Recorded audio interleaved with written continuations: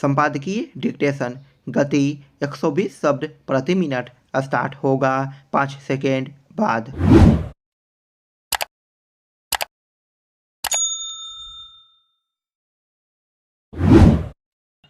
केंद्रीय कृषि मंत्री अर्जुन मुंडा ने दिल्ली चलो की जिद पकड़े पंजाब के किसान संगठनों से उनके सभी मुद्दों पर पांचवें दौर की वार्ता का जो आग्रह किया, उस पर किसान नेताओं को गंभीरता दिखानी चाहिए। इसलिए और भी क्योंकि हरियाणा सीमा पर किसानों और पुलिस में टकराव की आशंका घटाती जा रही है।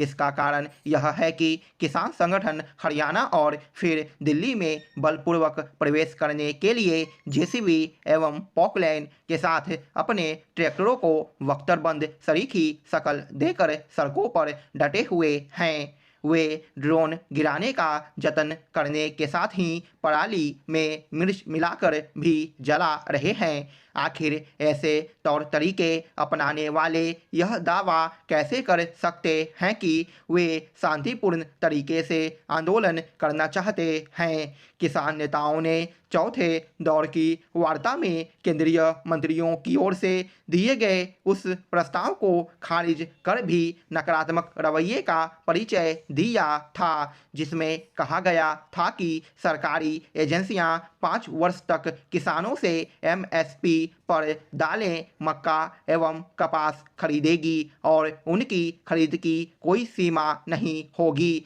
यह तो एमएसपी की गारंटी ही थी। इस प्रस्ताव पर पहले तो किसान नेताओं ने यह कहा कि वे इस पर कृषि विशेषज्ञों से बात करके सरकार को सूचित करेंगे, लेकिन फिर कुछ ही घंटों में उसे ठुकरा दिया। अच्छा हो कि दिल्ली कुछ 2 दिन टालकर अगली रणनीति बनाने में जुटे किसान नेता केंद्र के प्रस्ताव पर ठंडे दिमाग से विचार करें, क्योंकि यह पंजाब के किसानों के लिए विशेष तौर पर लाभदायक है। इससे न केवल गिरता भूजल स्तर सुधरेगा, बल्कि खेती की जमीन को बंजर होने से भी रोका जा सकेगा।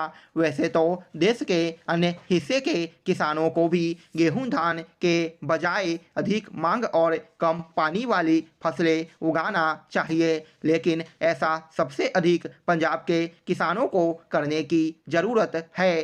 पंजाब की खेती की एक बड़ी समस्या गेहूं धान की फसलों पर अधिक जोर दिया जाना है। एक विडंबना यह भी है कि पंजाब के आढ़ती दूसरे राज्यों से धान खरीदकर अपने यहाँ ले जाते हैं। इसकी भी अनदेखी नहीं कर सकते कि गेहूं धान की एमएसपी खरीद का सबसे अधिक लाभ पंजाब के किसान उठाते हैं। क्या यह ठीक है कि जो किसान एमएसपी से सबसे अधिक लाभान्वित हैं, वही रह रह कर आंदोलन की राह पकड़ें? इससे इनकार नहीं कि किसान समस्याओं से घिरे हैं, लेकिन पंजाब के किसान संगठन की यह जिद ठीक नहीं कि केंद्र सरकार ठीक वैसा ही करे जैसा वे कह रहे हैं। ऐसी जिद के कारण जो 3 कृषि कानून वापस हुए, उनसे पहले ही देश के छोटे किसानों का अहित हो चुका है। किसान नेता 5वें दौर की वार्ता के लिए आगे आए। इसके लिए पंजाब सरकार को भी पहल करनी चाहिए। आखिर उसकी भी कुछ जिम्मेदारी बनती है।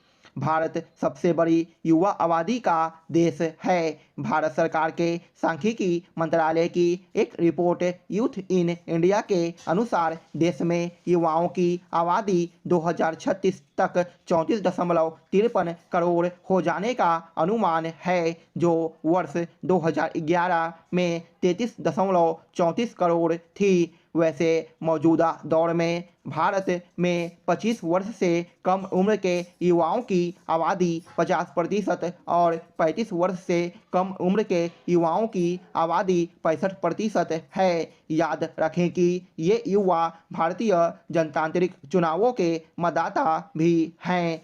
साल दर साल इनकी जनसंख्या बढ़ती जा रही है। चुनाव आयोग के एक आंकड़े के अनुसार पहली बार मतदान करने वाले मतदाताओं की संख्या 1.85 करोड़ हो चुकी है। इससे यह तय है कि युवाओं की आबादी आने वाले दिनों में भारतीय चुनावों के परिणामों को अत्यंत गहरे स्तर पर प्रभावित करेगी। भारत में पिछली सदी के अंतिम दशक में नव उदारवादी आर्थिक व्यवस्था लागू की गई। इसके कारण भारतीय अर्थव्यवस्था में लचीलापन आया एवं लाइसेंस परमिट राज खत्म हुआ। इसी के साथ भूमंडलीकरण का युग प्रारंभ हुआ। बाजार एवं साइबर क्षेत्र मजबूत हुआ। परिणाम स्वरूप इनका दायरा बढ़ता गया। इसके कारण भारत में समाज, संस्कृति और राजनीति बहुत प्रभावित हुए। इससे देश में एक नया दौर प्रारंभ हुआ। इसके प्रारंभिक काल में हुए अनेक अध्ययनों में पाया गया कि इस परिवर्तन से युवाओं में अनिश्चितता एवं भविष्य के प्रति असुरक्षा बोध पैदा हुआ।